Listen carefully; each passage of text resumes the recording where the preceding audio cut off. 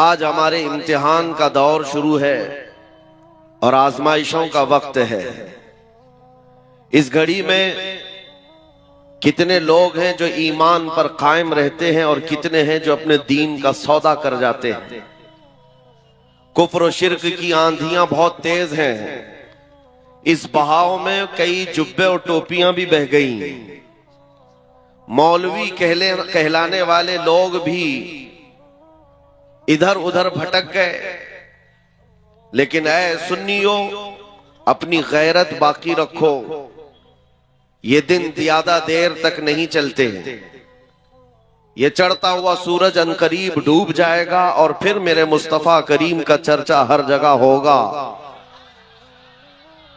اور آج دنیا جتنا دبانے کی کوشش کر رہی ہے ہم دیکھ رہے ہیں۔ میں تو یہ سوچا بھی نہیں تھا کہ ممبئی کی سرزمین پر اتنا بڑا میدان، اور میدان میں ایسی گونجتی ہوئی لبیک کی صدائیں، اور رات کے وقت تمہاری یہ صدائیں ہی بہت سارے لوگوں کی نیند حرام کر رکھی ہوئی ہیں۔ لوگوں کو اسی بات کا تو خدشہ ہے۔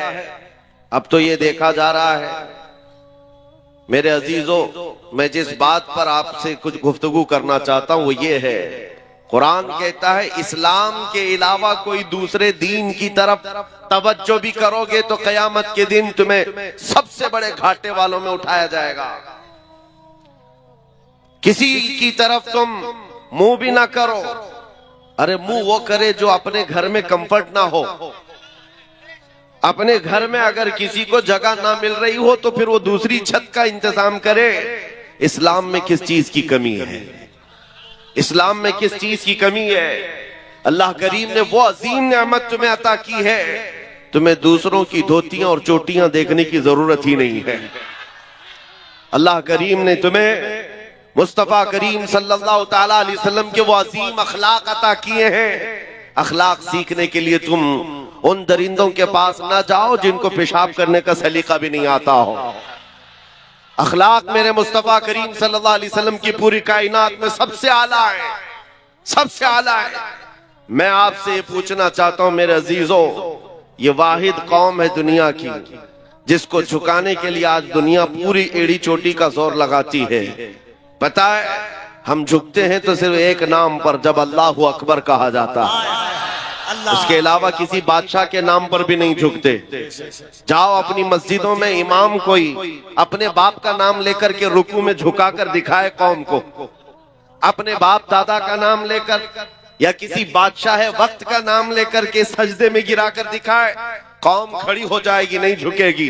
ہاں اگر ایک کسان کا چھوٹا بچہ حافظ قرآن بھی اللہ اکبر کہے تو پوری قوم جھک جاتی ہے۔ ہماری پیشانی صرف اللہ وحدہ لا شریک کے لیے ہے، صرف ہم جھکتے ہیں رب العالمین کے دربار میں۔ اس لیے میں یہ باتیں کر رہا ہوں کہ آج ہم نے دیکھا ہے بہت سارے لوگ سرنڈر ہو گئے، ادھر ادھر جھکنا شروع کر چکے ہیں۔ تم کبھی یہ مت دیکھنا کہ کون سی خانقاہ ہے، کون سا مدرسہ ہے اور کہاں سے کیسی آواز آ رہی ہے، بات اتنی دیکھو رسول پاک صلی اللہ تعالیٰ علیہ وسلم کی شریعت پر کون قائم ہے۔ آج جواب دینا بھی بہت ضروری ہے، اس لیے میں جواب دیتا ہوں۔ بعض لوگوں کو لگتا ہے حالات بڑے خراب ہیں، تھوڑی نرم بات کرنی چاہیے، نرم گفتگو کرنی چاہیے۔ اسلام غیرت کا درس دیتا ہے، اخلاق بھی سکھاتا ہے، اچھی بات کرو، لیکن چور گھر کے اندر گھس کر کے آئے تو ہاتھ باندھ کر کے بیٹھنا یہ اخلاق نہیں ہے۔ چور کی گردن پکڑو، اس کی ہاتھ پکڑو، یہ غیرت ہے۔ اور جب دین اسلام پر حملہ ہو رہا ہو تو یہ غیرت اور بڑھ جانی چاہیے۔ آپ کو پتہ ہے احد کے میدان میں جب صحابہ اکرام رضوان اللہ تعالی علیہ مجمعین پیچھے ہٹ گئے، جو جیتی ہوئی جنگ تھی وہ شکست میں بدل گئی۔ 70 صحابہ کی جانیں گئی تھی احد کے میدان میں، امیر حمزہ کا کلیجہ چبایا گیا تھا۔ اس میدان احد کی بات کر رہا ہوں جس میں رسول پاک صلی اللہ علیہ وسلم کے دندان مبارک شہید ہوئے۔ سنو، جب حالات ایسے سخت آ جاتے ہیں نا ہم پر، تو کفار و مشرکین کے پاس ایک ہی چیز رہ جاتی ہے، ہمارا مذاق اڑانا۔ مذاق اڑانا، اچھل کود زیادہ شروع ہو جاتا ہے کیڑے مکڑوں کا۔ احد کے میدان میں یہ ہونے لگا، حضور صلی اللہ تعالی علیہ وسلم جب صحابہ کے ساتھ احد کے پہاڑ پر بیٹھ چکے تھے، یعنی میدان خالی ہو چکا ہے اور کفار و مشرکین دندنا رہے میدان میں، اپنی فتح کا جشن منا رہے ہیں۔ ہاں، آپ کو حالات ذہن میں رکھنا ہے اور سنو، جب جشن منایا جاتا ہے تو تم نروس مت ہونا۔ بہت زیادہ جشن منانے والے زیادہ دیر تک نہیں مناتے۔ سنو، کفار و مشرکین کی طرف سے ابو سفیان آیا اور جشن مناتے ہوئے پکارتے ہوئے کہنے لگا، کہاں ہے محمد، کہاں ہے ابو بکر، کہاں ہے عمر؟ ان کے نظر میں تھا کہ یہ سب شہید ہو چکے ہیں۔ ان کو یہ لگ رہا تھا کہ حضور پاک بھی شہید ہو گئے، ابو بکر و عمر رضی اللہ عنہما بھی شہید ہو گئے۔ وہ کفار و مشرکین کے درمیان نعرے لگا لگا کر کہہ رہے تھے، میرے عزیزو، حضور زخمی تھے، نبی پاک صلی اللہ تعالی علیہ وسلم کے دندان مبارک سے خون بہ رہا تھا، صحابہ موجود ہیں زخمی حالت میں، لیکن میرے آقا صلی اللہ علیہ وسلم جلال میں آئے اور کہا اس کا جواب دینا ہوگا اس کافر کا۔ خاموش بیٹھنا یہ اخلاق نہیں، جواب دینا ہے۔ اور جواب دینے کے لیے میرے آقا نے کس کو اٹھایا؟ عمر ابن خطاب کو۔ کہا عمر کھڑے ہو جاؤ، عمر کھڑے ہو جاؤ، جواب دو۔ جب ادھر سے ابو سفیان پکارنے لگا کہ کہاں ہے محمد، کہاں ہے ابو بکر، کہاں ہے عمر، احد کے میدان، احد کے پہاڑ کی دامن سے سیدنا عمر ابن خطاب پکارنے لگے، یہ ہے محمد الرسول اللہ، یہ ہے ابو بکر صدیق، یہ ہے عمر، زندہ ہیں اور تیری آنکھ میں گڑتے رہیں گے۔ ادھر سے نعرہ لگایا اور مشرکین نے یہ نعرہ لگانا شروع کیا، اعل حبل، اعل حبل۔ حبل ان کے ایک دیوتا کا نام تھا۔ حبل کی جے ہو، حبل کی جے ہو۔ حضور نے فرمایا حضرت عمر سے، عمر جواب دو۔ حضرت عمر نے جواب دینا شروع کیا، اللہ اجل، اللہ اجل، اللہ بزرگ ہے، اللہ بلند ہے۔ پھر ادھر سے یہ نعرہ لگ رہا تھا، سنو میں کیوں کہہ رہا ہوں، غیرت ایمانی یہ ضروری ہے۔ نعرہ یہ لگانے لگے، لنا عزا ولا عزا لکم۔ عزا بھی ان کی ایک دیوی کا نام تھا۔ احد کے میدان میں مشرکین کہہ رہے ہیں، ہمارے پاس عزت دینے والی دیوی ہے، تمہارے پاس کچھ نہیں ہے۔ حضرت عمر کو پھر حضور نے کہا جواب دو۔ حضرت عمر کہتے ہیں، اللہ مولانا ولا مولا لکم، اللہ ہمارا مددگار ہے، تمہارا کوئی نہیں ہے۔ آخری نعرہ بڑا دلچسپ ہے، آخری نعرہ جس کے بعد کافروں کی زبان بند ہو گئی۔ ابو سفیان نے کہا، کب تک جواب دو گے؟ عمر دیکھو ہم نے بدلہ لے لیا، برابر برابر ہو گئے۔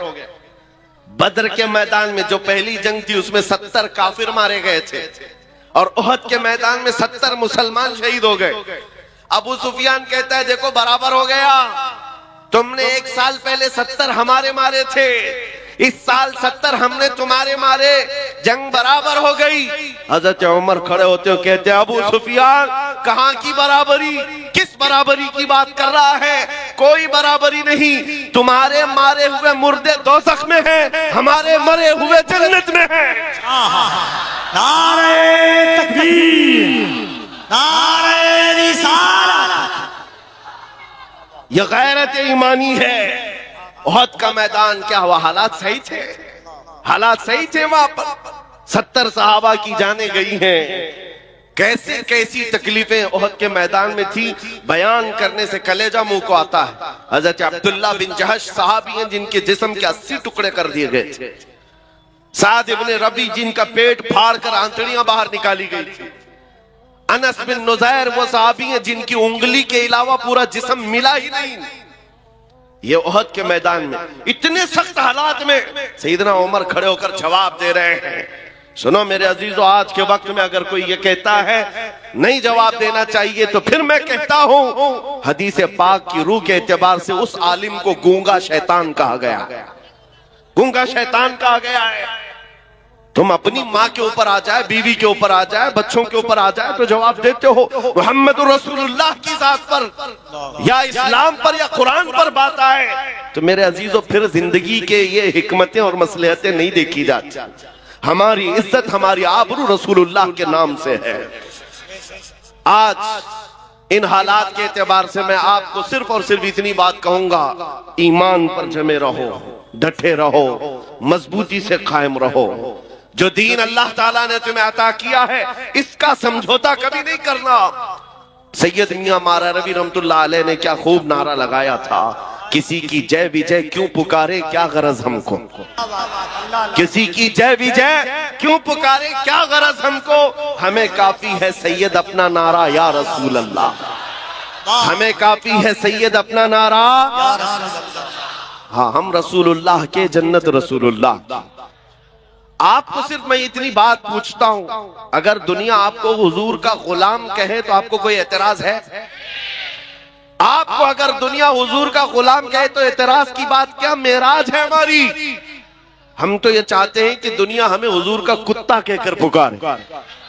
تو جب دنیا کے سامنے تمہیں کوئی اعتراض نہیں ہے تو غلامی کرو تو کھل کے غلامی کرو, عشق ہو تو اظہار بھی ہو. نبی پاک صلی اللہ تعالیٰ علیہ وسلم سے اگر نسبت رکھنے پر تم فخر کرتے ہو تو کھل کر کے کرو. یہ داڑیاں چھلا کر, ٹوپیاں چھپا کر, غیروں کی شبیہ بنا کر کے تم پھر کس غلامی کی بات کرتے ہو؟ پھر کس غلامی کی بات کرتے ہو؟ جس میدان میں بھی جاؤ, ارے دنیا چوٹی رکھنے میں شرم نہیں کرتی, ننگا گھومنے میں شرم نہیں کرتی, آمنہ کے لال کے چہرے پر تمہیں شرم کس بات کی ہے؟ نعرہ تکبیر, نعرہ رسالت, عظمت اسلام, پیغمبر اسلام. حیا اور شرم کس بات کی ہے؟ اس لیے میں نوجوانوں سے صرف اتنا کہتا ہوں, میں تلوار, ہتھیار, نیزے, بھالے, بندوق, بارود کی بات نہیں کرتا. ہماری امیج ایسی بنا دی ہے لوگوں نے کہ یہ بہت بھڑکاتے ہیں, یہ بھڑکاؤ مولانا ہے.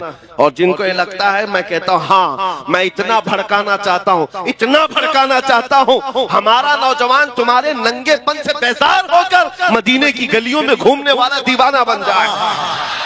ہاں اتنا بھڑک جائے کافی ہے. نبی پاک صلی اللہ تعالیٰ علیہ وسلم کی محبت میں وہ مدینے کی گلیوں میں گھومنے والا دیوانہ بن جائے.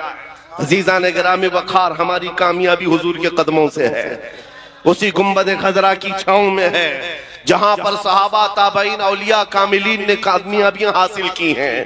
آج کے ان حالات سے بہت سارے لوگ یہ کہتے ہیں. اچھا ایک بات میں آپ کو بتا دوں, کل ہی کی بات ہے جمعہ میں, اس سے پہلے مجھے کسی نے کہا بھی تھا کہ آپ کی تقریریں سب اچھی ہیں, ساری چیزیں ٹھیک ہیں, لیکن یہ جو حالات ہیں فلسطین میں اتنے مارے جا رہے ہیں, 20,000 کے قریب قتل ہو گئے, عراق میں, شام میں, افغان میں, برما میں, ہر جگہ تو قتل تمہارا ہی ہوتا ہے. یہ سوال آپ کو بھی کیا جائے گا.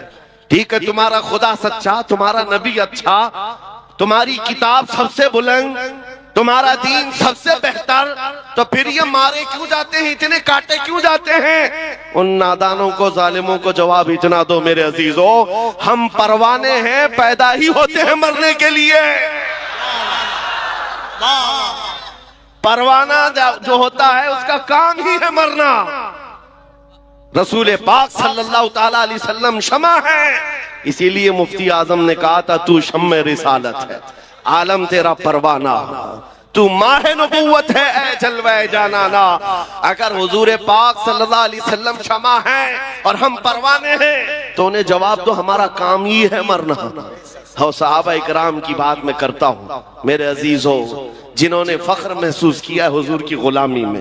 دو صحابہ کی بات ہمارے رونگٹے کھڑے کر دیتی ہے. سعد ابن ابی وقاص اور عبداللہ بن جحش, دونوں بڑے گہرے یار تھے, جگری دوست تھے, ایک دوسرے کے ساتھ اٹھنا بیٹھنا بہت تھا, لیکن جنگ احد سے ایک رات پہلے دونوں دوست مسلح بچھا کر بیٹھ جاتے, کل صبح جنگ کے میدان میں اترنا ہے, آؤ بیٹھتے ہیں, دعا کرتے ہیں. توجہ میرے عزیز, سعد ابن ابی وقاص نے کہا اپنے دوست سے, عبداللہ میں دعا کرتا ہوں تم آمین کہنا. عبداللہ بن جحش کہتے ہیں ٹھیک ہے, تمہاری دعا ہو جائے گی, پھر میں دعا کرتا ہوں تم آمین کہنا. توجہ, دعا کیا کی جا رہی ہے؟ سعد ابن ابی وقاص ہاتھ اٹھاتے کہتے ہیں اے رب العالمین, کل جب میدان احد میں اتروں تیرے نبی پاک کے دین کی حمایت کے لیے, رسول اللہ کی صفوں میں جاؤں, تو مولا میرا مقابلہ کسی بڑے پہلوان سے کرا دے.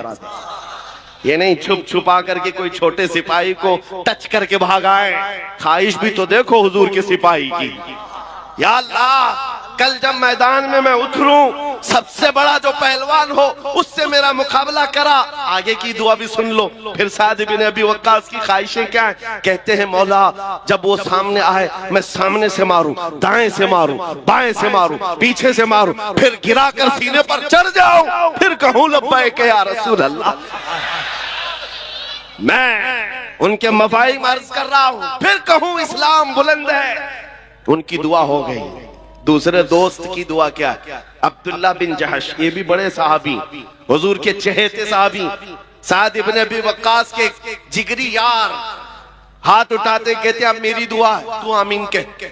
دعا کیا کر رہے؟ اللہ اکبر. کہتے اے رب العالمین, میدان احد میں کل تیرے حبیب کے ساتھ میں صفوں میں جب جاؤں تیرے دین کی حمایت کے لیے, تیرے نبی کی عزت و ناموس کے لیے, مولا میں لڑتے لڑتے لڑتے لڑتے دشمنوں کے نرغے میں چلا جاؤں اور دشمن کبھی مجھے سامنے سے مارے, کبھی پیچھے سے مارے, کبھی دائیں سے کبھی بائیں سے, اور میں ہر زخم پر تیرے نام کی بلندی کا اعلان کروں, اسلام کی بلندی کا اعلان کروں, ہر زخم پر تیرے حبیب کی عزت کی بات کروں.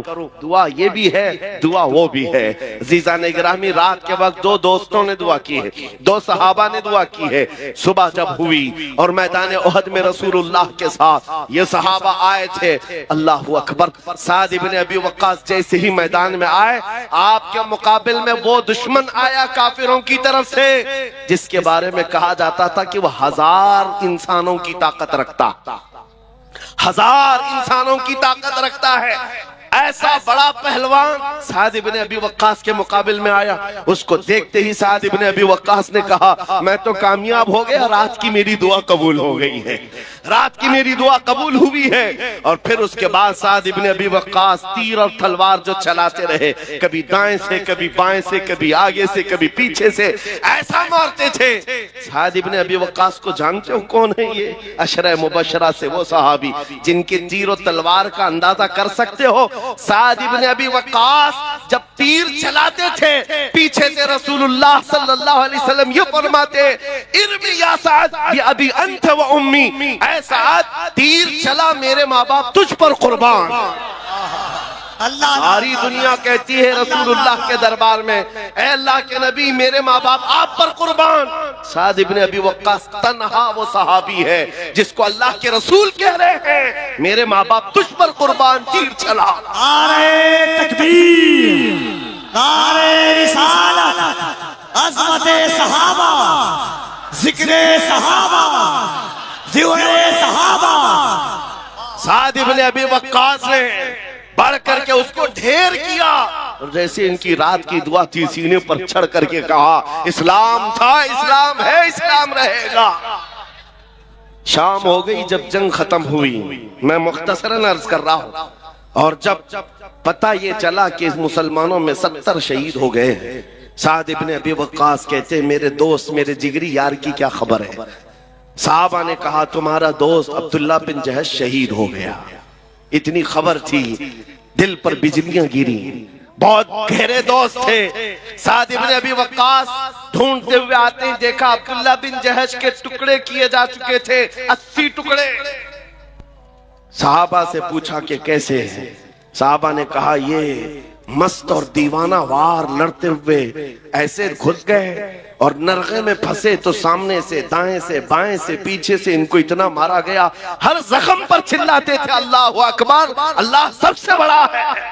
اس کے بعد شہید ہو گئے اور ان کے ٹکڑے کیے گئے. سعد ابن ابی وقاص ٹکڑا اٹھاتے ہیں اور کہتے ہیں میرے عبداللہ کل میں نے بھی دعا کی تھی اور تو نے بھی دعا کی تھی, میری بھی قبول ہوئی تیری بھی قبول ہوئی, لیکن قسم رب ذوالجلال کی میری دعا سے تیری دعا کئی درجے افضل ہے, اس لیے کہ حضور کی محبت میں مارنا اور ہے, حضور کی محبت میں مر جانے کا مزہ اور ہے.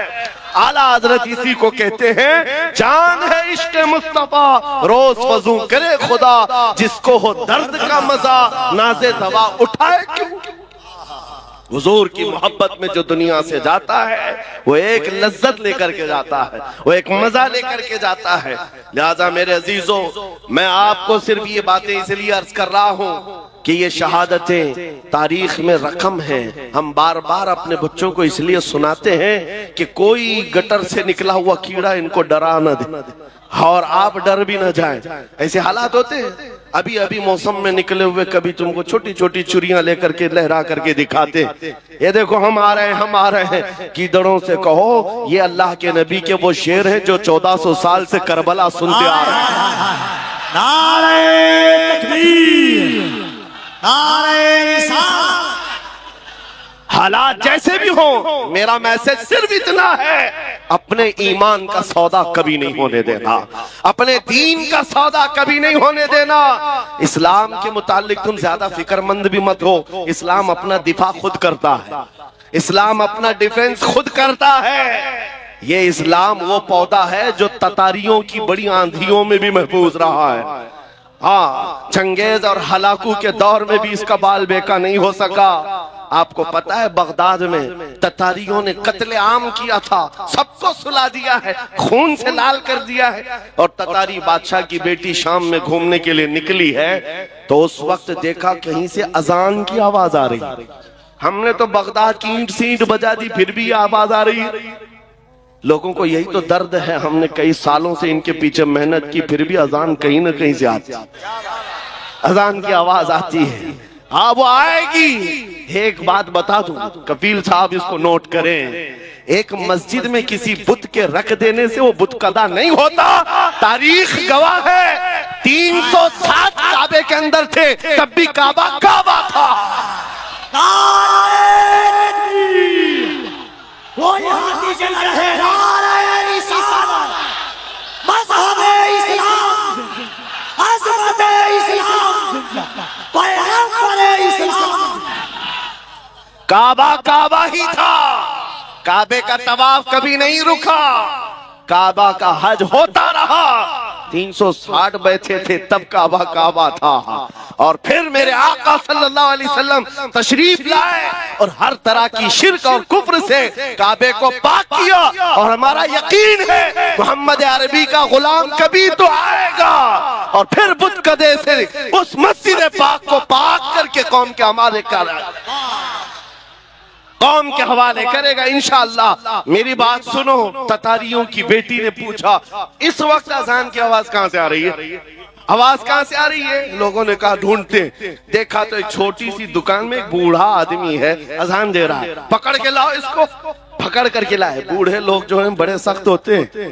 ہاں، ابھی ہم ایک بوڑھے صاحب کا انٹرویو بھی دیکھ رہے تھے، بڑے تن کر کے جواب دیتے، کیونکہ ان کو پتا ہے اب بچا کیا ہے، اب بچا کیا ہے، داڑھی سفید ہو گئی، کمر جھک گئی ہے، جانا ہے ویسے بھی۔ تو بوڑھا اذان دے رہا ہے بغداد کی گلیوں میں۔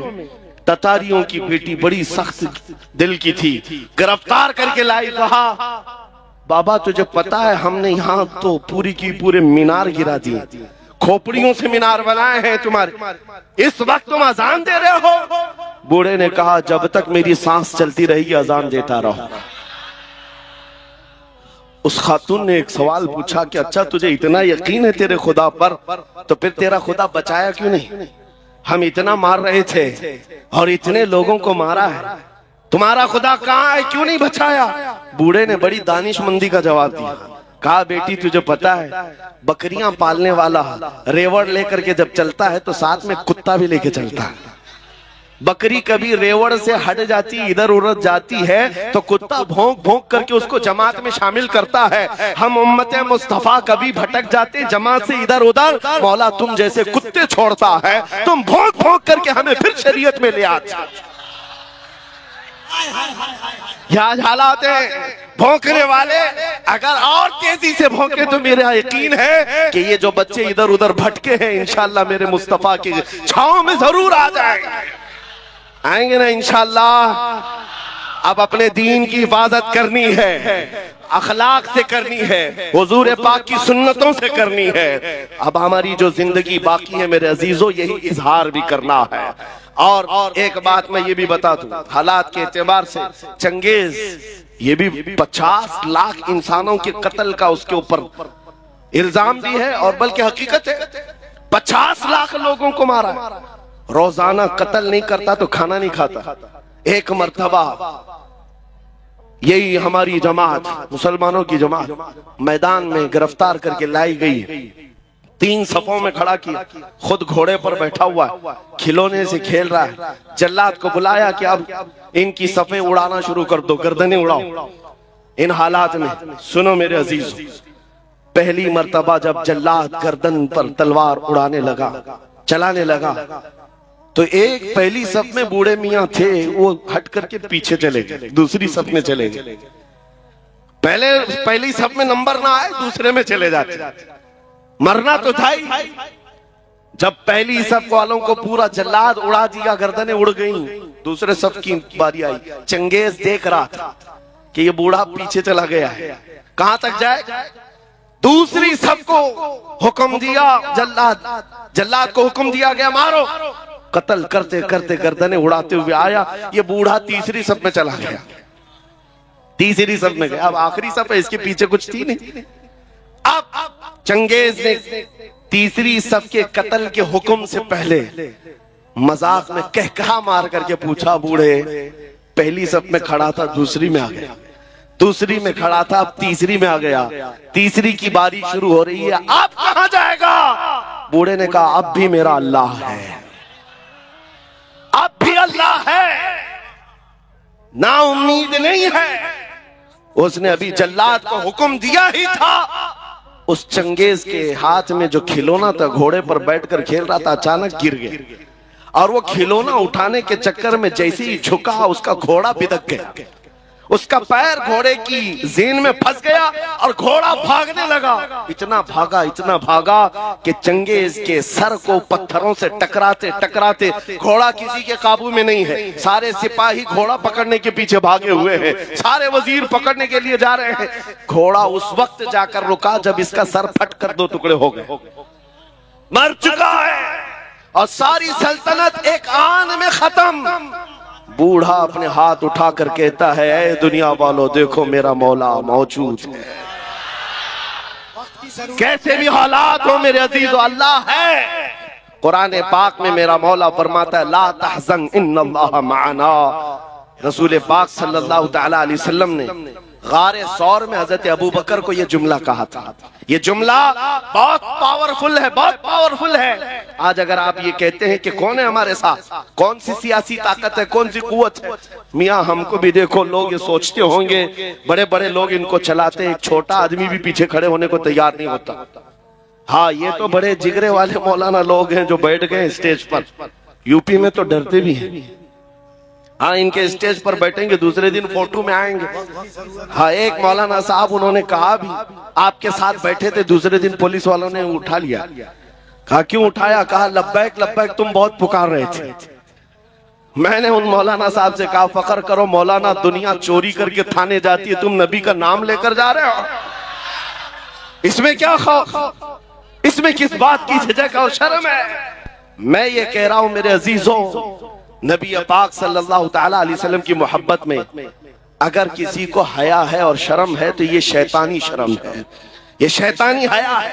صدیق اکبر غار ثور میں حضور کے ساتھ ہیں، مشرکین ڈھونڈتے ڈھونڈتے اس غار تک بھی آ گئے، اور ایسے حالات تھے کہ حضرت ابو بکر کہتے ہیں اگر وہ پاؤں اٹھاتے تو ہم نظر آ جاتے۔ مشرکین وہاں تک پہنچ گئے ہیں، اگر وہ پاؤں اٹھاتے تو ہم نظر آتے۔ حضرت ابو بکر صدیق کی بے قراری جیسی بڑی، پوچھا رسول اللہ آقا اب کیا ہوگا؟ تب نبی پاک نے ابو بکر صدیق کے سینے پر ہاتھ مارا اور کہا لا تحزن ان اللہ معنا، گھبرا مت، اللہ ہمارے ساتھ ہے، اللہ ہمارے ساتھ ہے۔ آج پھر میں یہ کہتا ہوں، کون ہے تمہارے ساتھ؟ دنیا یہ بار بار تانا مارتی ہے، یہ پارٹی بھی نہیں، وہ پارٹی بھی نہیں، ہزاروں گرو گھنٹال تمہارے ساتھ ہوں، اللہ ہمارے ساتھ ہے۔ اس یقین کے ساتھ زندہ رہو میرے عزیزو، اللہ ہمارے ساتھ ہے۔ آپ کی پیدائش جب ہوئی تھی، آپ کے کان میں مؤذن نے سب سے پہلا جملہ کیا کہا تھا؟ اذان دیتے ہیں کہ نہیں بچہ پیدا ہونے پر؟ بولو زور سے، کیا کلمہ تھا؟ اللہ ہو، اللہ ہو، اللہ اکبر کا مطلب ہے اللہ سب سے بڑا ہے۔ اور اس کے بعد جس دن تم مرتے ہو، کفن پہنا کر کے جنازہ لا کر رکھ دیا جاتا، امام تمہارے جنازے پر تکبیر اٹھا کر سب سے پہلے کیا کہتا ہے؟ کیا کہتا ہے؟ ہم اس دنیا میں آئے تھے اللہ اکبر سن کر کے، دنیا سے جا رہے ہیں اللہ اکبر سن کر کے۔ یہ عقیدہ ہے اس دنیا میں ہم مسلمان اللہ سے بڑا کسی کو نہیں مانتے، اللہ سب سے بڑا ہے، اللہ سب سے بڑا ہے۔ اس ایمان کے ساتھ جیو میرے عزیزو۔ آپ کو پتا ہے آج کے حالات میں لوگ تمہیں یہ کہیں گے سب آدھا ادھر آدھا ادھر کر کے چلو، لکم دینکم ولی دین کی بات ہے۔ کچھ پیر لوگ بھی آئے، کچھ مولوی لوگ بھی آئے، ذرا ان کا بھی دل رکھ لو، ذرا ان کا بھی دل رکھ لو، ایک میان میں دو تلوار نہیں رہ سکتی۔ آپ اس بات کو یاد رکھو، اسلام پر ہو تو اسلام پر پورے کے پورے اتر جاؤ، اور پورے کے پورے اترنے کا مطلب یہ ہے کسی کی خوشامدی اور کسی کی چاپلوسی کے لیے ہم نہیں جیتے۔ ہم نے دیکھا ہے ان سیاسی نیتاؤں کو بیچارے 40 سال ان کی جوتیاں اٹھا کر کے نوکری کرتے رہے، بوڑھے ہو گئے تو پارٹی نے نکال دیا اور پتہ نہیں کون سی درشن منڈلی میں بٹھا دیا گیا ہے۔ ان کا حال یہ ہے، لیکن حضور کی غلامی میں جو عالم جتنا بوڑھا ہوتا ہے اتنی عزت بڑھائی جاتی ہے۔ محمد کے غلاموں میں بڑھاپا آ نہیں سکتا، یہاں جو جتنا بوڑھا ہو جائے عزت بڑھتی چلی جاتی ہے۔ اس لیے ایک بات یاد رکھو، دنیا تمہارے خوشامد کرنے سے کبھی راضی نہیں ہوگی، یہ کبھی راضی نہیں ہوں گے۔ تم کشکا لگا لیے، تم بھگوا پہن لیے، کبھی ادھر کی باتیں ادھر کی باتیں کر لیے، کبھی راضی نہیں ہوتی دنیا، کبھی نہیں راضی ہوتی ہے، ہم نے دیکھا ہے۔ لیکن آؤ میرے مصطفیٰ کے دربار میں ایک درود سے راضی ہو جائے گا۔ آتا ہے فقیروں پہ انہیں پیار کچھ ایسا، خود بھیک دے اور خود کہے منگتے کا بھلا ہو۔ اس لیے راضی کرنا ہو تو اس ایک دربار میں جس کو اعلیٰ حضرت نے کہا ہے آج لے ان کی پناہ، آج مدد مانگ ان سے، کل نہ مانیں گے قیامت میں اگر مان گئے، کل نہ مانیں گے قیامت میں اگر۔ میں جو اپنی گفتگو ختم کر رہا ہوں اس بات پر، ایک بہت بڑی بات ہے، آج تم کیا کر رہے ہو اسی کا اعتبار ہے، آج کیا کر رہے ہو اسی کا اعتبار ہے۔ یہ مت سوچنا کہ قیامت کے دن حضور کی شفاعت تو ہو ہی جائے گی، کس کے لیے شفاعت؟ ایمان والوں کے لیے ہے، ایمان والوں کے لیے ہے، استقامت کے ساتھ جمے رہے ان کے لیے ہے۔ آپ کو پتا ہے قبر میں 3 سوالات ہوتے ہیں، سب نے سنا ہے کہ نہیں سنا؟ سب سے پہلا سوال ہے من ربک کا، تمہارا رب کون، تمہارا رب کون ہے؟ سوال کیا ہے وہ میں پوچھ رہا ہوں، جواب آپ سے نہیں پوچھ رہا، تمہارا رب کون ہے؟ فرشتے پوچھتے ہیں، آپ جواب کیا دیں گے؟ میرا رب اللہ ہے۔ دوسرا سوال ہے تیرا دین کیا ہے؟ ما دینک، تیرا دین کیا ہے؟ آپ جواب کیا دیں گے؟ میرا دین اسلام۔ اب سنو فرق، تیسرا سوال کیا ہے؟ بہت بڑا فرق ہے۔ پہلے 2 سوالوں میں یہ پوچھا گیا تیرا رب کون ہے، تیرا دین کیا ہے کا لفظ ہے، اور تیسرے سوال میں پوچھا جا رہا ہے ما کنت تقول فی حق ھذا الرجل، حضور کو دکھا کر فرشتے پوچھیں گے ان کے بارے میں کیا کہتا تھا، یہ نہیں کیا کہتا ہے۔ پہلے 2 سوالوں میں پوچھا گیا کون ہے رب، کیا ہے دین، لیکن حضور کے بارے میں کہہ رہے کیا کہتا تھا۔ اب کیا کہتا ہے وہ تو ہر کوئی کہے گا حضور کو دیکھ کر کہ یہ آقا ہے، یہ مولا ہے۔ حضور کے جلووں کو دیکھ کر کے پھر ہر کوئی مان لے جائے، اس وقت ماننا اعتبار نہیں ہوگا۔ اسی لیے فرشتے کیا پوچھیں کیا کہتا تھا، اسی لیے آج کے دور میں کیا کہتے تھے اسی کا اعتبار ہوگا۔ اے سنیو، قبر کے اندر وہ سنی غلام مصطفیٰ مچل کر کے کہے گا حضور کے بارے میں کیا کہتا تھا، وہ اپوزیشن والے ہیں جو ڈر جائیں گے، حضور کے بارے میں جواب نہیں دے سکیں گے، جواب نہیں دے سکیں گے اور وہ ڈر جائیں گے۔ کیا کہتے تھے ان کو پتا ہے، یہی تو کہتے تھے پیٹھ پیچھے کا علم نہیں، یہی تو کہتے رہے معاذ اللہ بچوں کے علم کے برابر یہ سب بولتے رہے وہاں قبر میں کیا بول پاؤ گے؟ ہاں سنی گدا کہے گا اے فرشتوں اب تو پائے ناز سے اے فرشتوں کیوں اٹھوں، مر کے پہنچا ہوں یہاں اس دل ربا کے واسطے، مر کے پہنچا ہوں یہاں اس دل ربا کے واسطے۔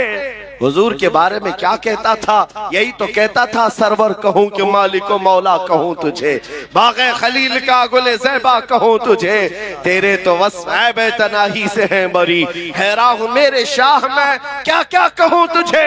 لیکن سب سے پہلی چیز یہ ہے کہ جس دین اسلام سے ہم وابستہ ہیں، جس دین اسلام پر ہم زندہ ہیں، وہ دین ایسا ہے جس کے متعلق اللہ خود قرآن میں فرماتا ہے وَرَضِيتُ لَكُمُ الْإِسْلَامَ دِينًا، تمہیں اسلام دے کر میں راضی ہوا۔ اور اللہ تعالیٰ جس چیز سے راضی ہے اس میں عیب نام کی کوئی چیز نہیں ہو سکتی۔ اللہ جس چیز سے راضی ہے اس کے اندر خرابی نہیں ہو سکتی، اور دین اسلام سے اللہ راضی ہے۔ یہ قرآن پاک کی آیت ہے اور سب سے آخری آیت ہے۔ حجۃ الوداع کے موقع پر رسول پاک صلی اللہ تعالیٰ علیہ وسلم کا جب آخری حج تھا اس دن یہ آیت نازل ہوئی تھی۔ اللہ نے فرمایا آج کے دن میں نے تمہارا دین مکمل کر دیا اور اپنی نعمتیں تمام کر دی اور تمہیں دین اسلام دے کر میں راضی ہوں۔ اب اس دین کے اوپر جو سوالات کھڑے کیے جاتے ہیں یہ ان کی اپنی سمجھ اور فہم کے مطابق ہوتا ہے۔ فی نفسی جو دین اسلام ہے اس کو اگر سمجھنے والا سمجھ لے تو میرے عزیزو انسان کی فطرت کے مطابق یہ دین بنا ہوا ہے، اس میں عیب نام کی کوئی چیز ہے ہی نہیں۔ ہاں یہ ہو سکتا ہے کہ اسلام کی تشریح کرنے والے لوگ غلط آ سکتے ہیں،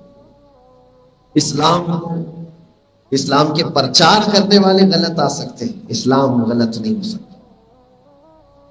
یہی وجہ ہے کہ نقصانات جو دین اسلام کو پہنچے ہیں وہ اس کی تشریح کرنے والوں سے پہنچے۔ کسی نے اپنی سمجھ کے مطابق یوں بتایا کہ اسلام ایسا ہے تو غلطی اس کی۔ پرانے زمانے میں ہم نے ایک بات سنی تھی کہ کسی گاؤں میں رات کے وقت ایک ہاتھی آ گیا اور گاؤں والوں نے کبھی ہاتھی دیکھا نہیں تھا، تو گاؤں کے جو مکھیا تھے انہوں نے ہاتھی کو اپنے گودام میں بند کر دیا۔ بہت اندھیرا تھا، گاؤں میں شور ہو گیا، ہاتھی آیا ہاتھی آیا، سب لوگوں نے شور مچایا۔ مکھیا کے گھر کے پاس بھیڑ جمع ہو گئی، کہا ہم کو دیکھنا ہے ہاتھی۔ اس نے کہا کہ سب کو تو نہیں دکھا سکتا، 4 لوگوں کو بلاؤ، میں ان کو بھیج دوں گا، وہ دیکھ کر کے آئیں گے اور تم کو بتائیں گے۔ سارے گاؤں والوں نے 4 بڑے لوگوں کو چن لیا۔ یہ سب سے اہم بات ہے، یہ کوئی صرف کہانی نہیں ہے میرے، جس کو ہاتھی دیکھنے کے لیے چنا جا رہا ہے وہ کون تھے؟ 4 لوگ تھے۔ ان سے کہا گیا جاؤ تم دیکھ کر کے آنا، گاؤں والوں کو بتا دینا۔ سب سے پہلے ایک آدمی اندر گیا، اندھیرا تھا، کیا نظر آتا؟ جاتے ہی ہاتھی کی پونچھ اس کے ہاتھ میں آئی۔ اس نے سوچا کہ ہاتھی جو ہے ایک پائپ کی طرح ہوتا ہے، ایک رسی کی طرح ہوتا ہے۔ ہاتھی باہر آیا اور اس کے بعد لوگوں سے کہا، لوگوں نے پوچھا ہاتھی کیسا ہے؟ اس نے کہا ایک رسی کی طرح ہوتا ہے ہاتھی۔ دوسرا شخص اندر گیا، اس کے ہاتھ میں سیدھے ہاتھی کے پیر آ گئے۔ وہ ہاتھی کے پیر کو ادھر ادھر سے ناپا اور اندھیرے میں دیکھ کر باہر آیا اور کہا، لوگوں نے پوچھا کیسا ہے ہاتھی؟ کہا وہ پہلا والا جھوٹ بول رہا ہے، رسی کی طرح نہیں ہوتا، ایک پلر کی طرح ہوتا ہے ہاتھی۔ ایک گھر کا جو بڑا پلر ہوتا ہے عمارت کا ویسا ہوتا ہے ہاتھی۔ تیسرا گیا، اس کے ہاتھ میں تو پیٹ آ گیا۔ اس نے آ کر کے کہا ہاتھی ایک ڈھول کی طرح ہوتا ہے۔ چوتھا گیا، اس کو سونڈ نظر آئی۔ اس نے کہا نہیں، ایک تو ہاتھی ایک موٹے پائپ کی طرح ہوتا ہے۔ چاروں کا اختلاف ہے، دیکھا ایک ہی ہاتھی کو۔ مسئلہ یہ ہے کہ جو اندھیرا ان کے بیچ میں ہے، اس لیے صحیح معنوں میں ان چاروں نے ہاتھی کو دیکھا ہی نہیں، اور انہوں نے آ کر کے جو بیان کیا لوگوں کو ماننا تھا۔ یہاں آ کر کے میرے عزیزو ایک بہت عظیم بات میں آپ کے سامنے کرنے جا رہا ہوں، جنہوں نے اسلام کو پڑھا ہی نہیں، دور سے صرف چھو لیا اور باہر آ کر کے بتایا اسلام ایسا ہے، تو لوگوں نے اندھا دھند ان کی پیروی کی اور گمراہ ہو گئے۔ اسی لیے اللہ کے نبی صلی اللہ علیہ وسلم ارشاد فرماتے ہیں قیامت کے قریب تم دیکھو گے کہ لوگ جاہلوں کو اپنا سردار بنا لیں گے اور وہ بغیر علم کے فتویٰ دیں گے اور خود بھی گمراہ ہوں گے اور دوسروں کو بھی گمراہ کریں گے۔ جن کو اسلام کی تشریح آتی نہیں، ان کے ذریعے سے اگر اسلام کو دیکھا جائے گا تو انسانوں کا، مسلمانوں کو گمراہ ہونا ضروری ہو جاتا ہے۔ اسی لیے سب سے پہلی چیز یہ ہے کہ علم کی روشنی اس کے پاس ہو، کما حق وہ اسلام کو سمجھا ہوا ہو، اور جب وہ تشریح کرتا ہے تو اسلام کی صحیح معنوں میں وہ تصویر لوگوں کے سامنے پیش کر سکتا ہے۔ ورنہ ہوتا یہ ہے، ایک بادشاہ آیا اور اس نے ایک مسلمان کو بلایا اور کہا کہ قرآن میں تو یہ ہے فَاقْتُلُوا الْمُشْرِكِينَ حَيْثُ وَجَدْتُمُوهُمْ، مشرکین کو جہاں پاؤ قتل کر دو، تو کیا یہ حکم صحیح ہے قرآن میں؟ وہ سیدھا سادہ مسلمان تھا، تھوڑا بہت پڑھا لکھا ہوگا، نیم ملا ہوگا، اس نے کہہ دیا ہاں یہ بالکل پکا حکم ہے، جہاں پاؤ قتل کرو۔ تو بادشاہ نے کہا تم کیا قتل کرو گے، میں کرتا ہوں۔ اس کو بھی مارا اور جہاں جہاں مسلمان ملتے تھے قتل کرتا چلا گیا۔ بادشاہ مشرک تھا، اس نے کہا جب ہمارے قتل کی بات آئی ہے تو ہم پہلے کرتے ہیں، ہمارے پاس پاور ہے، ہمارے پاس طاقت ہے۔ دن بھر میں اس نے ہزاروں لوگوں کو قتل کر ڈالا اور یہ سلسلہ چلتا رہا۔ جو جید علماء تھے ان کے پاس یہ بات پہنچی کہ بادشاہ کو ہو کیا گیا ہے۔ تو ایک جماعت علماء عالم البلد جن کو کہا جائے، شہر کے سب سے بہترین کامل علماء تھے، وہ آئے، کہا کہ ہمیں بادشاہ سے ملنا ہے۔ بادشاہ نے کہا کہ کیا بات ہے، کس بات پر آپ ملنا چاہتے ہیں؟ انہوں نے کہا کہ آپ کس بنیاد پر سارے لوگوں کا قتل کر رہے ہیں؟ کہا آپ کی خود کتاب میں، قرآن میں یہ کہا گیا مشرکین کو جہاں پاؤ قتل کرو، تو یہ حکم اگر ہے تو ہم سب قتل کیے جائیں گے، اس لیے میں چاہتا ہوں کہ پہلے ہی میں تم لوگوں کا صفایا کر دوں۔ اس عالم دین نے کہا یہ کس نے آپ کو اس طرح کی تشریح کی، کس نے بتایا اس طرح کہ جہاں پاؤ قتل کرو؟ قرآن کا یہ جو حکم آیا ہے کس سندرب میں ہے، کس پس منظر میں ہے؟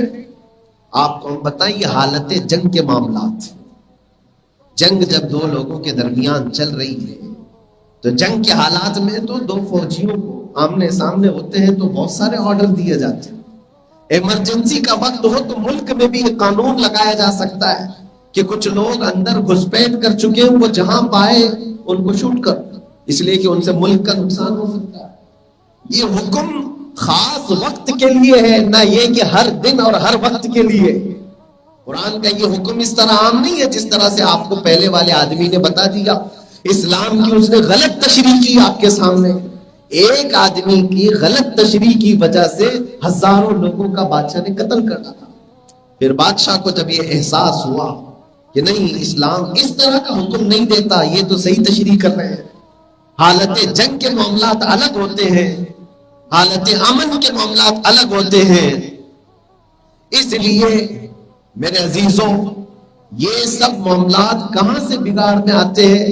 سب سے پہلی چیز یہ ہے کہ اسلام کی تشریح اگر کوئی بندہ غلط طریقے سے کرتا ہے تو پھر بہت بڑا نقصان پہنچتا ہے۔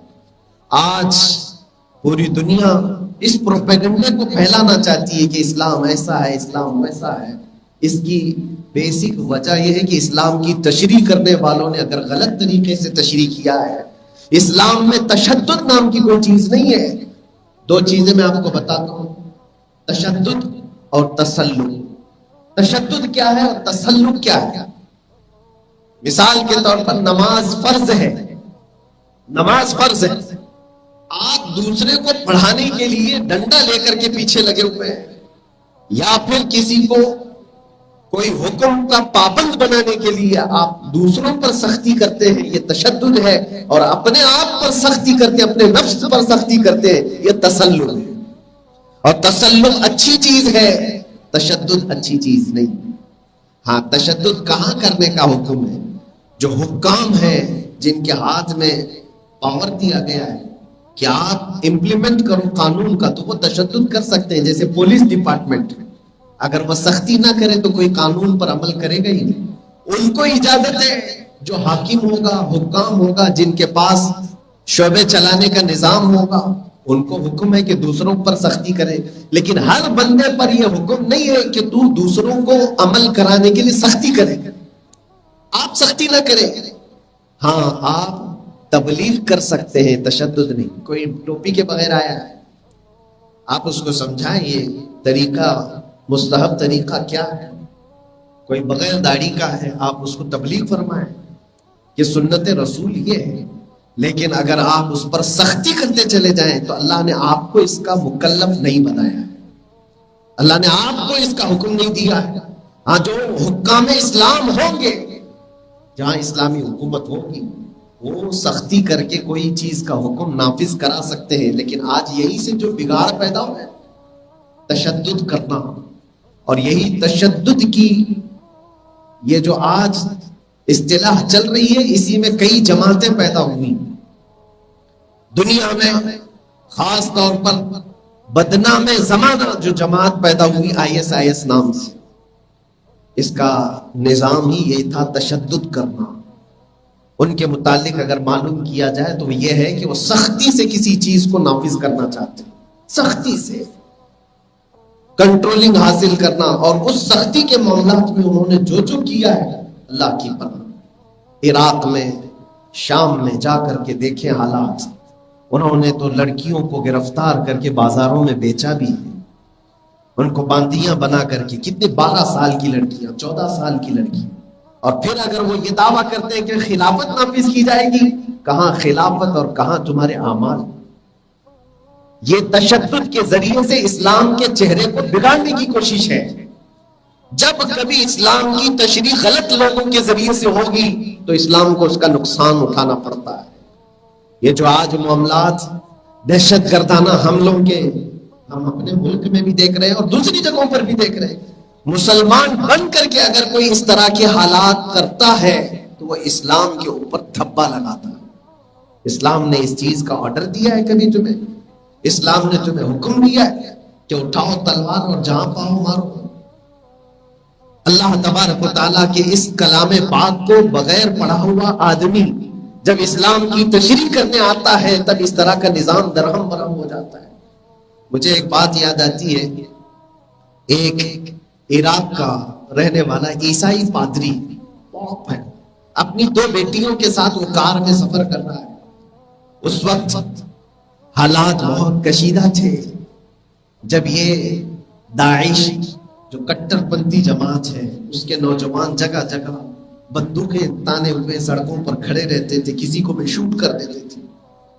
وہ عیسائی پادری اپنی 2 بیٹیوں کے ساتھ سفر کر رہا تھا، بیچ میں اس کو روک لیا گیا. 2 نوجوان آئے، اسلامی وضاقتہ تو دکھتی ہے، داڑھی ہے، ٹوپی ہے، بندوق تانے ہوئے ہیں. آ کر کے سیدھے انہوں نے اتارا اور کہا کیا نام ہے تمہارا؟ اس نے کہا عبداللہ نام. عیسائی نے کہا میرا نام عبداللہ ہے. کہا کہ قرآن جانتے ہو؟ کہا ہاں بالکل جانتا ہوں، پڑھاؤ. کہا پڑھ کے سناؤ کہیں سے. اس نے پڑھنا شروع کیا، عیسائی پادری جو تھا، لیکن وہ پڑھ رہا تھا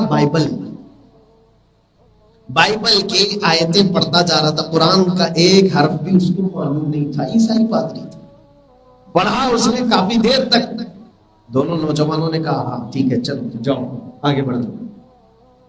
آگے بڑھنے کے بعد اس کی بیٹیوں نے اس سے پوچھا کہ بابا آپ نے جب اس لوگوں نے روکا تو آپ نے جو پڑھ کے سنا ہے وہ تو بائبل تھی، انجیل تھی، پھر انہوں نے کیسے چھوڑ دیا؟ آپ نے کتنا یقین کے ساتھ پڑھا کیسے ان کے ساتھ؟ آپ کو یہ نہیں پتا تھا کہ وہ پکڑ لیں گے؟ وہ ہنس کر کے کہا مجھے یقین تھا اگر وہ قرآن پڑھے ہوئے ہوتے تو اس حالت میں کبھی راستہ چلنے والوں کو پکڑتے ہی. مجھے پتا تھا کہ ان کو قرآن کچھ نہیں آتا، انہیں جو پڑھ کر کے سنایا جائے وہ قرآن سمجھ لیں گے. یہ حالات ہیں میرے عزیزوں، جن لوگوں کے ہاتھوں میں کچھ نہ کچھ ہتھیار تھما کر کے دنیا بھیج رہی ہے.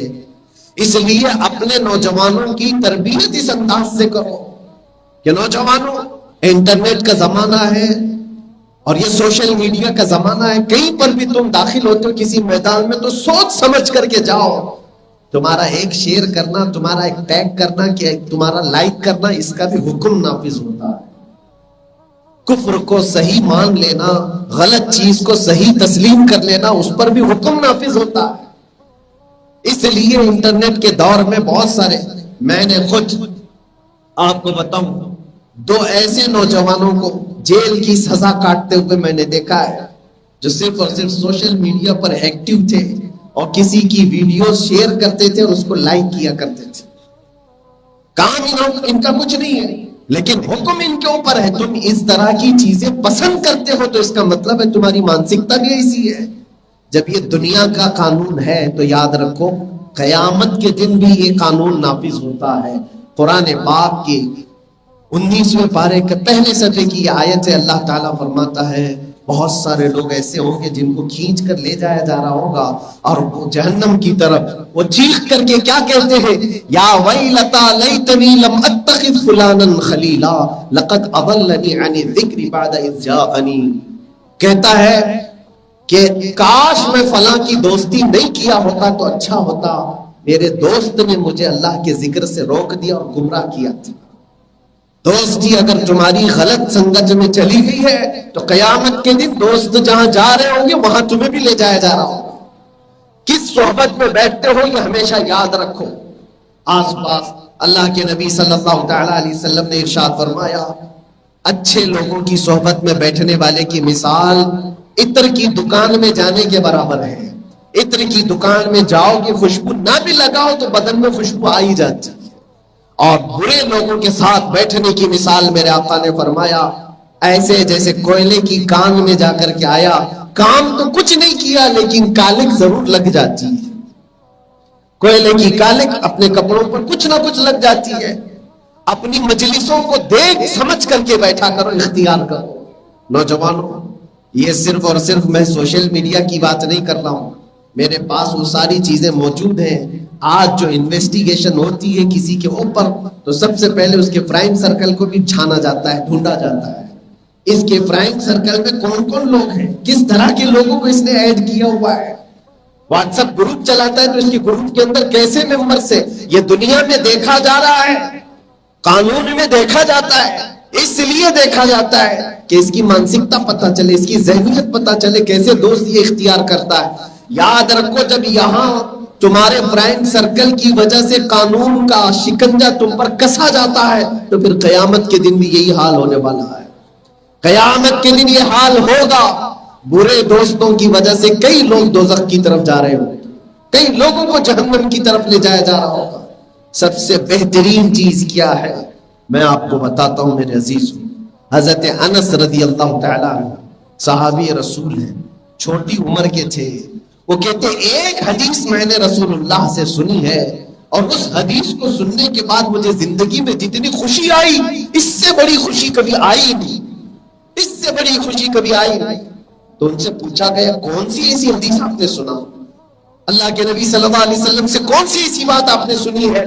हजरत अनस रज़ियल्लाहु तआला अन्हु फरमाते हैं अल्लाह के नबी सल्लल्लाहु अलैहि वसल्लम ने फरमाया अल मरउ मअ मन अहब्ब, कयामत के दिन हर आदमी उसके साथ होगा जिससे वो मोहब्बत करता है। हजरत अनस ने कहा मुझे फख्र है इस बात पर कि मैं रसूलुल्लाह से मोहब्बत करता हूं, अल्लाह के नबी सल्लल्लाहु ताला अलैहि वसल्लम से मैं मोहब्बत करता हूं, अबू बकर सिद्दीक से मोहब्बत करता हूं, उमर इब्न खत्ताब से मोहब्बत करता हूं। मैंने पूछा अल्लाह के नबी मैं आपसे मोहब्बत करता हूं तो मैं कहां रहूंगा।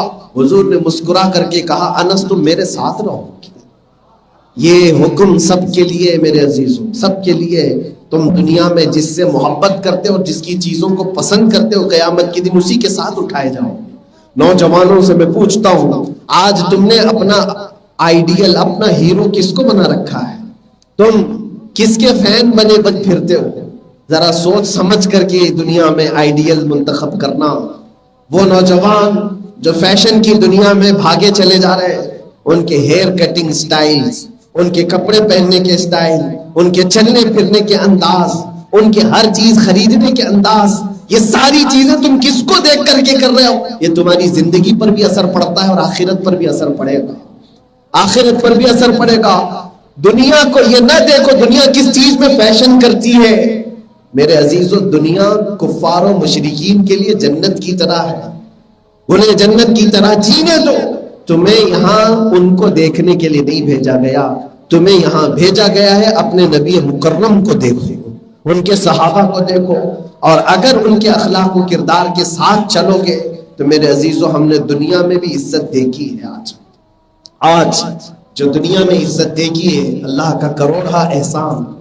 میں جس علاقے میں بھی گیا لوگوں کا ہجوم میں نے اپنے ارد گرد پایا ہے. وہ اس لیے نہیں کہ میں کوئی بہت بڑا پرہیزگار یا کوئی بڑے منصب والا یا کوئی سیاسی عہدے والا, کچھ نہیں ہے میرے پاس, کچھ نہیں ہے. میں ایک چھوٹا سا طالب علم ہوں, جنوب ہند کا رہنے والا ایک چھوٹی سے علاقے کا, لیکن لوگوں کے ہزاروں لوگوں کے دلوں میں اللہ نے جو محبت رکھی ہے وہ نام مصطفیٰ کی برکت سے. حضور پاک صلی اللہ تعالیٰ علیہ وسلم کی بات کرتا ہے. اور میں نے ایک بات بہت بچپن میں پڑھی تھی کہ نبی پاک صلی اللہ تعالیٰ علیہ وسلم کی عزت کی حفاظت کے لیے کوئی کھڑا ہو جائے تو اللہ اس کی عزت اتنی بڑھاتا ہے کہ اگر وہ 70 دروازوں کے اندر بند بھی رہے اللہ پوری مخلوق کے دل میں اس کی محبت ڈالتا ہے. 70 دروازوں کے اندر بھی وہ بند رہے اللہ اس کی محبت مخلوق کے دل میں ڈالتا ہے. میں نے دیکھا ہے یقیناً اگر اس کو محاورتن کہا جائے تو میں 70 دروازوں میں 8 مہینے تک بند ہی تھا. ہم پر جو دروازے بند کیے گئے تھے وہ چھوٹے دروازے نہیں تھے, بڑے بڑے تالے والے, جہاں چڑیا بھی نظر نہ آئے, صبح کب ہوتی ہے شام کب ہوتی ہے اس کا بھی اندازہ نہیں ہوتا تھا, نمازیں اندازے سے پڑھ لیتا, سحری اور افطاری اندازے سے کر لیا جاتا تھا, اتنا وقت ہو رہا ہو. ان حالات سے گزرنے کے بعد باہر کی کچھ خبر نہیں تھی, لیکن بعد میں احباب نے بتایا بچے سے لے کر بوڑھے تک, جوان سے لے کر ہر مرد تک, عورتیں بچے سارے لوگ ہر مجلس میں, ہر محلے میں, ہر محراب پہ جو دعاؤں کا سلسلہ مجھ غریب اور فقیر کے لیے تھا تو میں محسوس کرتا ہوں یہ کمائی ہوئی چیز نہیں ہے, یہ اللہ کی طرف سے ڈالی ہوئی چیز ہوتی ہے. اسی لیے میرے عزیزوں نوجوانوں سے میں گزارش کرتا ہوں دنیا تمہیں کوئی تانا دیتی ہو اس کی پرواہ نہ کرو, آؤ رسول اللہ صلی اللہ علیہ وسلم کے اس عظیم نقش قدم پر جہاں کا ہر قدم تمہیں آسمان کی بلندیوں تک پہنچاتا ہے. تمہیں ایسا لگتا ہے مجھے 4 لوگوں میں بیٹھنا پڑتا ہے, داڑھی رکھوں گا تو لوگ کیا بولیں گے, ٹوپی رکھوں گا تو لوگ کیا بولیں گے. لوگ کچھ نہیں بولتے, یہ مرنے کے بعد صرف انا للہ بولتے ہیں اور کچھ نہیں کرتے. صرف اتنا ہی, اگر انسانوں کے لیے اپنے آپ کو بدلنے سے رہ گئے تو پھر یہ وہ لوگ ہیں جو قبر پر تمہارے 10 منٹ بھی بیٹھنے والے نہیں ہیں. حشر کے تک چلنے والا جو سفر ہے تمہارا وہ حضور پاک کے سائے میں ہی چلنے والا ہے. حضور پاک صلی اللہ تعالیٰ علیہ وسلم کی بارگاہ سے ہی یہ سفر ہوگا. آج تمہارے پاس جو چیز ہے اس کی قدر کرو, اور خاص طور پر جو حالات اس طرح کے پیدا ہیں اسلام کی تشریح سچے لوگوں سے سنا کرو. اسی لیے اللہ نے قرآن میں کیا فرمایا, یا ایھا الذین آمنوا اتقوا اللہ وکونوا مع الصادقین, اے ایمان والو اللہ سے ڈرو اور اس کے سچے بندوں کے ساتھ رہو. اور سچے کون ہیں؟ اللہ کے وہ اولیاء کاملین ہیں, انبیاء کرام ہیں, شہداء ہیں, صدیقین ہیں جن کا ذکر قرآن میں آیا. ان کے راستے پر ہی چلنا. گوگل کو اپنا استاد بنا کر کے رکھو گے تو یہ گوگل میپ جہاں لے جا کر پھنساتا ہے اسی طرح دین کے راستے میں بھی پھنس جاؤ. بہت سارے لوگ آج یہی سمجھتے ہیں, نئے لوگ اسلام کی تشریح کرنے کے لیے انٹرنیٹ پر نظر آئے, کوئی انجینئر آیا, کوئی پروفیسر آیا, کوئی ڈاکٹر آیا, لوگ یہ سمجھتے ہیں کیا بہترین ریفرنس کے ساتھ بتاتا ہے. میرے عزیزوں شیطان ان سے بھی بہت بڑا عالم تھا, اس کو معلم الملائکہ کہا جاتا ہے. کیا صرف کثرت سے علم ہونا یہ ہدایت کی علامت ہے؟ عشق رسول ساتھ میں ہو تو وہ ہمارے سروں کا تاج ہے. اور جو بندہ تمہیں بزرگوں سے دور کرتا جائے اور حضور پاک اور ان کے صحابہ سے دور کر کے چاہے وہ پہاڑ جیسا علم پیش کرے اس کی طرف توجہ ہرگز مت کرنا. ہمارے لیے دین وہی ہے جو غوث اعظم سے ہو کر کے آیا ہے, دین وہی ہے جو غریب نواز سے ہو کر کے آیا ہے. دین کی تشریح جنہوں نے کی ہے ان میں سب سے بلند و بالا نام امام احمد رضا خان فاضل بریلوی کا ہے. اسی لیے اس راستے پر ہم چلتے ہیں کہ اسلام کی صحیح معنوں میں تشریح کرنے والے یہ لوگ ہیں، دوسرے لوگوں کی تشریح پر چلیں گے تو پتہ نہیں کس کھائی میں گر جائیں گے۔ اللہ آپ سب کی اور ہماری حفاظت فرمائے۔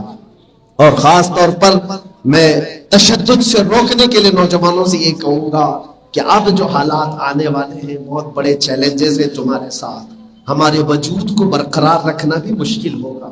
آپ یہ مت سمجھنا کہ حکومت ایسی آ گئی، گورنمنٹ ایسی آ گئی، سیاست بدل گئی ہے، اس کی وجہ سے حالات نہیں۔ یہ میرے آقا صلی اللہ علیہ وسلم نے 1400 سال پہلے ہی خبر دی تھی کہ قیامت کے قریب تم پر ایک زمانہ ایسا آئے گا کہ ایمان پر قائم رہنا اتنا سخت ہو جائے گا جیسے ہتھیلی پر انگارہ لے کر کھڑا ہونا سخت ہے۔ اور حضور پاک صلی اللہ علیہ وسلم کی یہ حدیث بھی ہے، میرے آقا نے فرمایا اسلام پر چلنے والے کو لوگ ایسے تعجب سے دیکھیں گے جیسے چور کو اور زانی کو دیکھا کرتے ہیں، اور اس کو تانا دیا کریں گے، یہ دیکھو یہ مسلمان ہے، یہ دیکھو یہ ایمان والا ہے۔ ایک لوگوں کا بڑا مجمع ہوگا جو ایک سچے مسلمان کو دیکھ کر کے تعجب کیا کریں گے، یہ مسلمان ہے، یہ ایمان والا۔ وہ دور آئے گا جس پر تمہیں قائم رہنا بہت بڑا چیلنج ہے۔ اور اللہ کے نبی صلی اللہ علیہ وسلم نے یہ بھی فرمایا دجال کا ظہور آئے گا، اس سے پہلے حق کو باطل اور باطل کو حق بنا کر پیش کیا جائے گا، اور لوگ اس کو ماننے لگ جائیں گے، حق بات کو لوگ اتنی مرتبہ جھٹلائیں گے، اتنی مرتبہ جھٹلائیں گے، جھوٹ بول بول کر کے 100 مرتبہ کسی حق بات کو لوگوں کے ذہن میں بٹھانے کی کوشش کی جائے گی کہ یہ جھوٹ ہے، یہ جھوٹ ہے، جو آج میڈیا کر رہی ہے۔ یہ زمانہ اسی طرح کا آنے والا ہے، اور اللہ کے حبیب صلی اللہ علیہ وسلم فرماتے ہیں اس فتنے کے دور میں 100 لوگوں میں سے 99 نکل جائیں گے اور ایک بچا رہ جائے گا۔ اور حضور پاک صلی اللہ علیہ وسلم جب اس فتنے سے پناہ مانگتے تھے، دعا کرتے تھے، تو میرے عزیزو ہم سب کی ذمہ داری ہے کثرت سے دعا یہ کرے اللہ تعالیٰ ان عظیم فتنوں سے ہمارے ایمان کی حفاظت فرمائے۔ آنے والی نسلوں کے لیے بھی بہت سخت معاملات ہیں، اسی لیے بچے ہوں تو ان کی تربیت اللہ کے حبیب صلی اللہ علیہ وسلم کی محبتوں میں کیا کرو، ان کے ساتھ عشق رسول دودھ کے ساتھ پلایا کرو، ان کو حضور کی سیرت اتنی پڑھاؤ، پھر وہ بچہ تمہارا جنگل میں رہے، کہیں پر بھی رہے، بے خوف ہو کر کے جیو، اس لیے کہ جس کے ساتھ حضور پاک صلی اللہ علیہ وسلم کی عظمت اور محبت ہوگی وہ کبھی گمراہ نہیں ہوگا، کبھی گمراہ نہیں ہوگا۔ حتیٰ کہ قبر کے معاملات میں بھی حضرت عمر ابن خطاب کی یہ بات ہے، آخری بات ہے، میں سمیٹ رہا ہوں، ڈر اور خوف سے نکل کر حضرت عمر فاروق رضی اللہ تعالیٰ عنہ حضور صلی اللہ تعالیٰ علیہ وسلم کی مجلس میں بیٹھے، حضور نے فرمایا مرنے کے بعد 2 فرشتے آتے ہیں قبر میں، سوال کرتے ہیں تیرا رب کون ہے، تیرا دین کیا ہے، حضور کے بارے میں پوچھتے ہیں ان کے بارے میں کیا کہتا تھا، سب سے سوالات ہوں گے، اور وہ بہت سخت فرشتے ہیں، جھنجھوڑ کر کے اٹھاتے ہیں، نیلی آنکھوں والے، کالے چہرے والے۔ حضور پاک صلی اللہ علیہ وسلم نے حضرت عمر سے پوچھا عمر جب تیری قبر میں فرشتے آئیں گے تو کیا جواب دیں، کیا جواب دیں؟ سنو حضرت عمر کیا کہتے ہیں، عرض کرتے یا رسول اللہ صلی اللہ علیہ وسلم اس سے پہلے میں آپ سے ایک سوال کرنا چاہتا ہوں۔ کہا کیا؟ حضرت عمر کہتے ہیں مجھے یہ بات بتائیے آج جتنی میں آپ سے محبت کرتا ہوں کیا مرنے کے بعد قبر میں بھی یہ محبت قائم رہے گی؟ حضور پاک صلی اللہ علیہ وسلم نے فرمایا عمر دنیا والوں کی محبت ختم ہو جاتی ہے، مجھ سے جو محبت کرتا ہے وہ حشر تک قائم رہتی ہے، یہ محبت قائم رہے گی۔ تو حضرت عمر وجد میں آ گئے، خوشی میں آ گئے اور کہنے لگے یا رسول اللہ، تب پھر فکر کس بات کی، ملک یعنی منکر نکیر قبر میں آئیں گے تو پھر میں اگر آپ کی محبت ساتھ ہے تو آگے کے معاملات کو میں خود ہی نپٹ لوں گا، میں دیکھ لوں گا۔ یہ یقین کب ہوتا ہے؟ اللہ کے نبی ساتھ ہے، ان کی محبت پاس ہے، ہر خوف نکل جاتا ہے۔ صحابہ کا بھی یہی مسلک تھا، جب ان کے پاس بڑی بڑی مصیبتیں آتی تھیں تو وہ یہی کہتے تھے یا رسول اللہ کل مصیبت بعدک جلل، اے اللہ کے رسول اگر آپ ہیں تو ہر مصیبت چھوٹی ہے، ہر مصیبت ہلکی ہے۔ نوجوانوں کی تربیت اسی انداز سے کرو، حضور تمہارے ساتھ ہیں، میں نے اتنے مہینے کاٹ لیے، ہر دن غم کا علاج، غم کی دوا صرف ایک ہی تھی، اللہ کے نبی یاد کرتے ہیں، ہم اللہ کے نبی کو یاد کرتے ہیں، حضور ہمارے ساتھ ہے، حضور ہمارے ساتھ ہے۔ یہ فکر بچوں کے دل کے اندر رہے۔ اللہ کریم آپ سب کے جذبوں کو سلامت رکھے۔